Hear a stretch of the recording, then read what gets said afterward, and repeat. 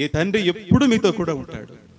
యేసయ్య చెప్పాడు ఆ చివరి రాత్రి శిష్యులతో కూడా, ఈ రోజు రాత్రి మీరందరూ నన్ను విడిచి వెళ్ళిపోతారయ్యా, నన్ను ఒంటరిగా విడిచి వెళ్ళిపోతారు, కానీ నా తండ్రి నాతో ఉంటాడు. నేను ఒంటరి వాడిని కాదు, నా తండ్రి నాతో ఉంటాడు అన్నాడు. కొన్ని సంవత్సరాల క్రితము టీవీలో ఒక కామెడీ షో చూస్తూ ఉన్నాను.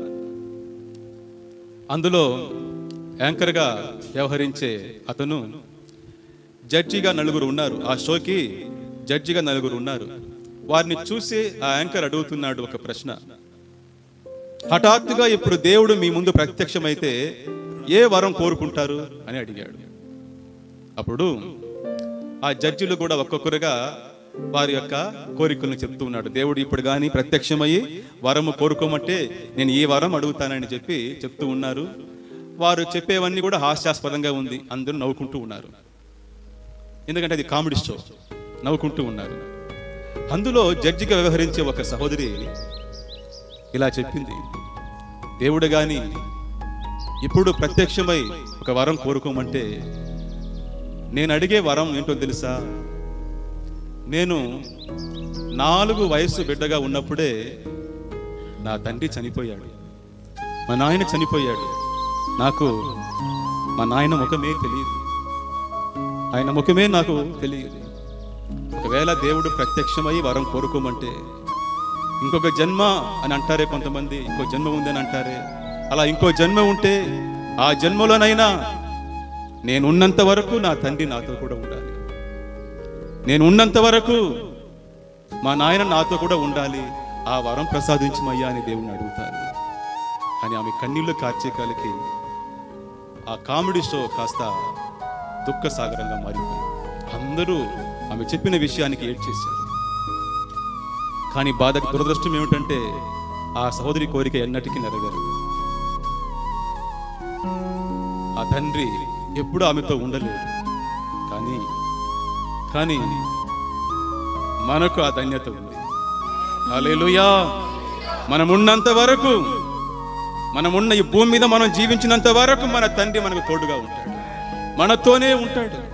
వాక్యం అంటుంది కీర్తనల గ్రంథం 48:14లో, ఈ దేవుడు సదాకాలం మీకు దేవుడై ఉంటాడు, మరణము వరకు ఆయన మిమ్మల్ని నడిపించును.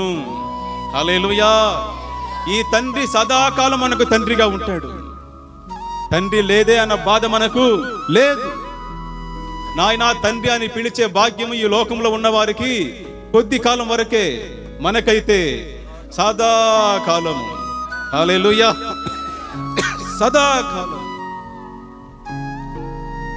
మా ప్రియ సోదరుడు యొక్క నాయన చనిపోయాడు. ఆ చావుకి వెళ్ళాము. వాళ్ళ తండ్రిని ఎత్తేటప్పుడు, పాడుని ఎత్తేటప్పుడు ఆ సోదరుడు ఇలా విలపించాడు, నాయనా నాయనా, తండ్రి అని పిలిచే భాగ్యం ఈ రోజుతో నాకు పోయిందే, నాయనా అని పిలిచే భాగ్యం ఈ రోజుతో నాకు పోయిందే అని చెప్పి ఆ పాడును పట్టుకొని విలపించాడు, అంగలార్చాడు. దాన్ని విన్నప్పుడు నా హృదయం కూడా కరిగిపోయింది, నేను ఏడ్చాను. మరోపక్క నాకు అలాంటి పరిస్థితే లేదు, ఎందుకంటే నా తండ్రి పరలోకమందు ఉన్నాడు, ఆయన సదాకాలము రాజుగా ఉన్నాడు. నేను ఎప్పుడు ఆయన తండ్రి అని పిలుస్తాను. ఈ పిలుపు నా మరణం వరకు ఉంటుంది. సదాకాలము నేను నా దేవుని తండ్రి అని పిలుస్తూ ఉంటాను. ఈ భాగ్యము మనకు గొప్పదండి, ఈ లోకంలో ఎవరికీ లేని భాగ్యం అండి ఇది. ఆమేన్. క్రైస్తవులుగా యేసయ్యను నమ్ముకున్న వారిగా మనకందరికీ కలిగిన గొప్ప భాగ్యం ఏమిటంటే దేవుని మనము తండ్రి అని పిలుస్తున్నాము. ఆ తండ్రి ఎప్పుడూ ఉంటాడు మనతో కూడా, ఎందుకంటే ఆయనకు మరణము లేదు. ఆయన నిత్యుడగు తండ్రి, ఆయన నిత్యుడగు తండ్రి. ఎప్పుడైతే మనం యేసు ప్రభును నమ్ముకొని మన పాపాలని ఒప్పుకొని పశ్చాత్తాపడి బాప్తిసం పొందుకున్నామో ఆ రోజు మనం తండ్రితో చేరుతున్నాం. తండ్రి యొక్క ఫుల్ పిక్చర్ అప్పుడు మనకి ప్రత్యక్షమవుతుంది. రక్షణలో మనకు దొరికిన భాగ్యములో ప్రధానమైనది, రక్షణ వలన మనకు కలిగిన ఆశీర్వాదాల్లో ప్రధానమైనది మనము మన తండ్రిని చేరుకోగలిగాము. హల్లెలూయా. చివరిగా మీకు మాట చెప్తారు, ఇదిగో నీ తండ్రి. ప్రియ సోదరుడా, సహోదరి, ఆకాశమును భూమిని సృష్టించిన దేవుడే నీ తండ్రి. ఆయన పరలోకమందు ఉన్నాడు అంటే అర్థం ఏమిటి? అందరికైనా గొప్ప స్థానంలో ఉన్నాడు ఆయన. హల్లెలూయా. నీవు గొప్ప కుటుంబానికి చెందిన వాడవు, నువ్వు అనాథవు కాదు. గుర్తుపెట్టుకో, నువ్వు అనాథవు కాదు.